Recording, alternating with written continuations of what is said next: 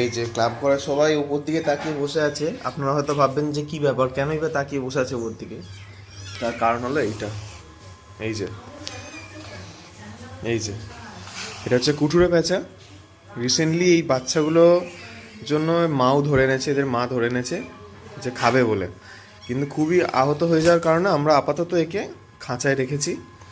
Treatment করে, ঠিকঠাকভাবে treatment করে রাত্রিবেলা ছেড়ে দেবো, দিনের বেলা দেখতে পাবে না। আর সব থেকে বড়ো কথা, ছেড়েও ছিলাম, উঠতে পারছিল না, তো একটু রাত্রি হোক ছেড়ে দেওয়া হবে। আর আপডেট পেতে প্লিজ সাবস্ক্রাইব করে রাখুন আমাদের অফিসিয়াল ইউটিউব চ্যানেল ফ্যামিটিউব। এই দেখুন কীভাবে কি ট্রিটমেন্ট করা যাবে, যদি আপনারা বলতেন তাহলে খুব ভালো হতো। আমাদের প্যাঁচার ব্যাপারে অ্যাটলিস্ট সেরকম কোনো এক্সপিরিয়েন্স নেই যদিও।